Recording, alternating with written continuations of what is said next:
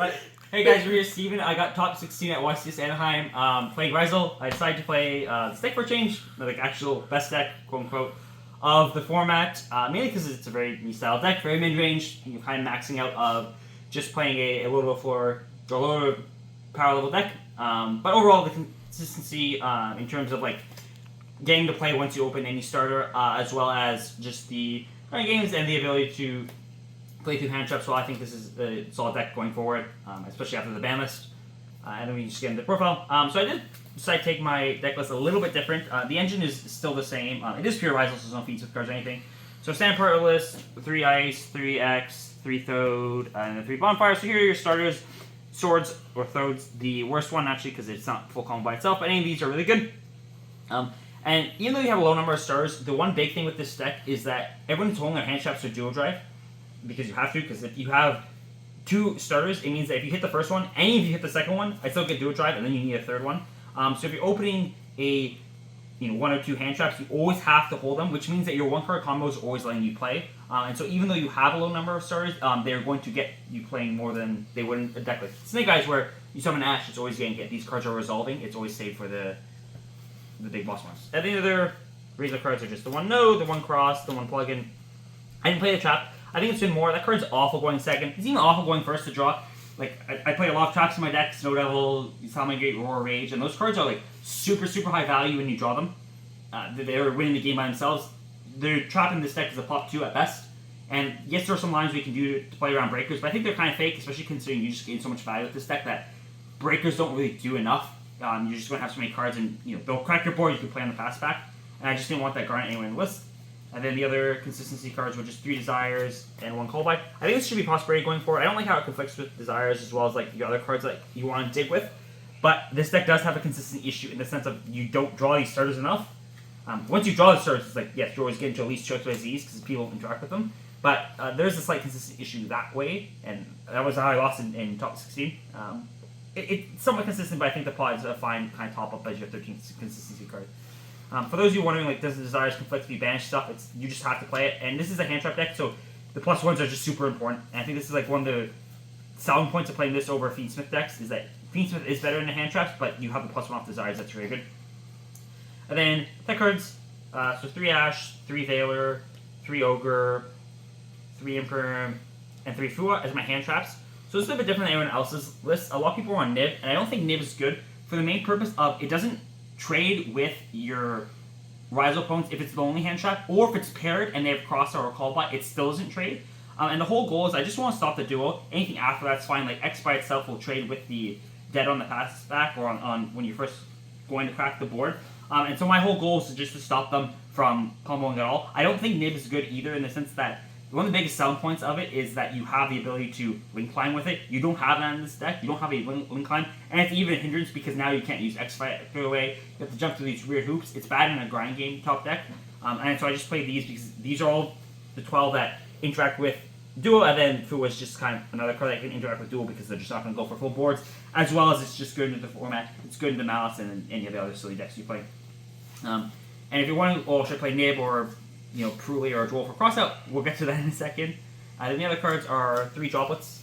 I want at least 1 Breaker in my deck, just because it's good to draw in a Fua, and there are some games, more so in testing, where I would Fua my Ryzeal opponent and I would just make the Mega board like Cross plus Bagel plus Guy plus Starliege. And so even if I got 4 or 5 draws, if I'm not having some Breaker in my deck to at least draw into, I can't crack that. So just having 3 Droplets to crack was good. It's also good when you're going second because you can get 2 4 interactions, which is the goal. It's kind of sus in the sense that like if you get into a grind game and draw this, it's bad because it's a neg1. But the fact that you need a breaker somewhere of some sort to deal with the mega boards, as well as the fact that you have those 2 for 1s, it's really good. It's also just good into the field. I think it's good into Snake Eye decks. It's good into the Malice deck, and have to trade some introductions. So I was happy with this. And then the last 3 cards are normally in most people's decks going to be Crossout. But I really hate Crossout in general. I've never entered a tournament with that. And the main reason is that it just forces back deck building. So post side, you're going to have 1 Fua, 1 Prulia in your deck because you need them for Crossouts. Maybe a Droll on a matchup you don't want. Maybe a Nib in a matchup you don't want. And I just thought that I don't want to compromise my deck by playing cards I wouldn't play normally. Like post side, I want to have all these power cards to just play it and blow them out. And even game 1, it's like it's fine, but it's only good in the exact scenario where your opponent opens 1 hand trap. Because if they open 2 hand traps, I go dual effect, they go Veil, I go Crossout, they go Imperm. It just trade 1 for 1. I'm not getting any advantage from that. It didn't really win the game. It's only good in the exact scenario of drawing, your opponent drawing 1 hand trap. And so I decided to do something weird, and I decided to main 3 Solemn Strikes. So this immediately looks kind of insane, because it's like, well, what do you do going second?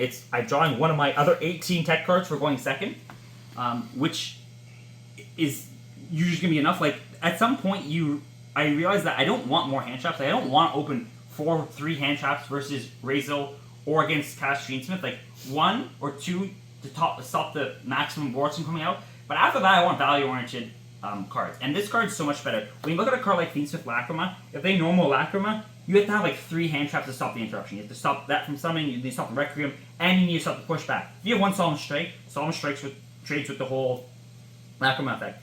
And the format, as weird as it say, is slow enough that you can actually play strikes and set them into enough matchups where it's reasonable. Like in the mirror, I keep these in going second.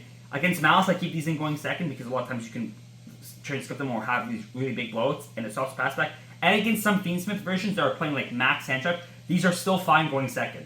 And even though we're having to play against fire going second, it's like, okay, well, that sucks. But the fact that this card is good enough going second when it's probably one of the best go first cards where it's just Solemn Strike, is enough to justify me playing it. This card was absolutely the standout performance of the weekend.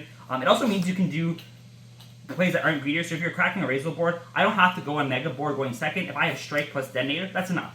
I pop the first body, if they X negate it, they have 2 more bodies, they make their own duel, they make their whatever. I strike that. After that, they're just losing value trying to push because they've already used all their Ryzeal effects. So by far the standout card of the event. And if you're someone who hates Crossouts, hates these kind of conflictions, this card is definitely a card to try. We'll go to the side deck next. So side deck, I'll start with the other card. Reason why I played Strike is now I can side more purple cards. And so post side, I have 3 Solemn Strikes and 3 Solemn Judgments.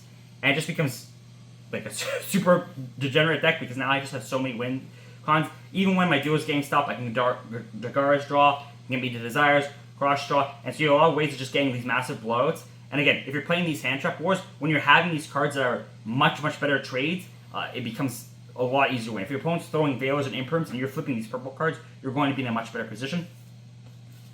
Those don't go in going second, it's just the strikes. And then other cards just for generic matchups, 3 Lancia, 3 Bell. So Lancia is obviously for Malice.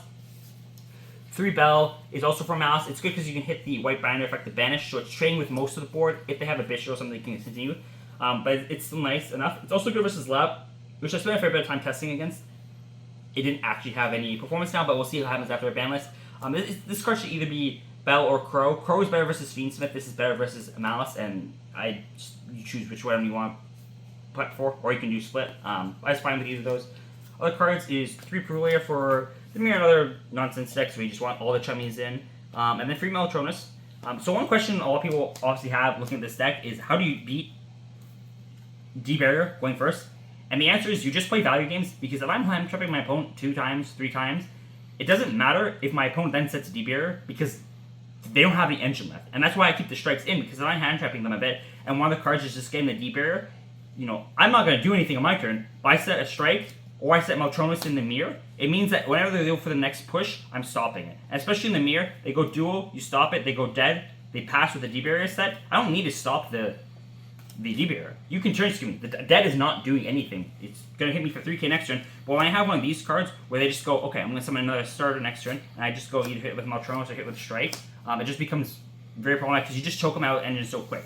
Like I said, this deck is a little bit short in terms of starters, and so you just want to be able to play and punish that. It's also good because if you start playing and they have dead or whatnot and they D-Barrier early, you can just Melotronus get rid of it.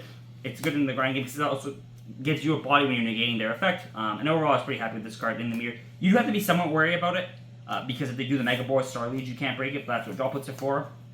And I find that if I don't generally put all the chummies in versus the mirror. If they're on talents, then you put both Perulas and Furulas in. If they are not on talents, which you kind of just have to guess post game 1, I usually just put the Perulas in and then go from there with just that half good hand traps that hit the duo, and then the other half being the pseudo breakers of talents and droplets. Extra deck, 3 Detonator. You can probably play 2. The third one never came up. I just wanted to respect Unicorn Rip, and it can come up in weird grind games. 2 Duo. This card is very rarely resolving, and I'm generally not going for it.